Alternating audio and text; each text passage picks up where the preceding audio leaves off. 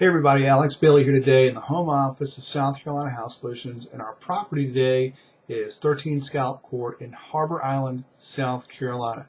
Now, as you may notice, I'm not standing in front of this house today because it's 3 hours away from our offices, and the buyers and sellers were even further away, and so we decided to do, through the wonder of United Parcel Service, a mail-away closing.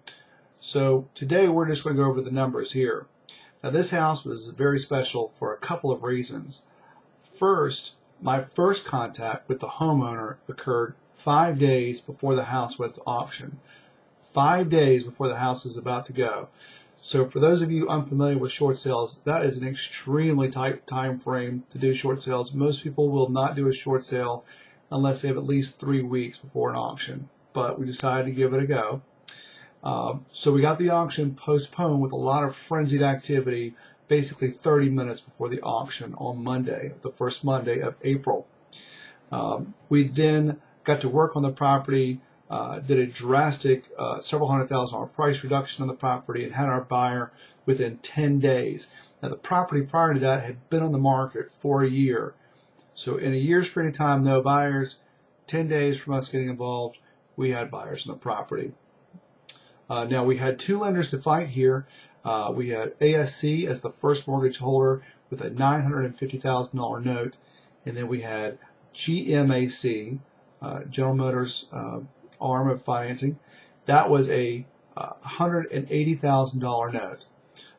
We also had strict orders from the seller of the property. Listen, if there's a deficiency judgment the bank's going to want to hit me for, or a promissory note, I am not going to do this deal. So we had that to work with as well, but we were able to successfully negotiate both notes. On the first mortgage to ASC, they accepted a $538,000 payoff. GMAC received $15,000. Now, that is a 57% and a 92% discount, respectively. Or blended together, that's a 51% total discount. Next, we had several other hurdles along the way.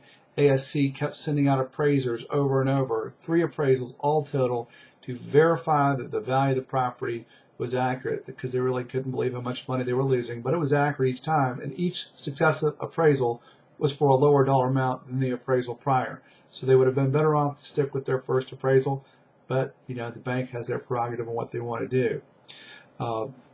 As a side note to this, while this was all going on, this particular homeowner had another property in another part of the state, also a high-end home, on the market for more than $600,000. That her realtor convinced her that the realtor would be in the best position to do the short sale and would be able to do it no problem. So she wanted to hedge her bets, decided to let that realtor do her work and try and negotiate the short sale. Unfortunately, she was not able to do that, and the house did go to auction the first week of July. Our property that we worked on closed July 31st.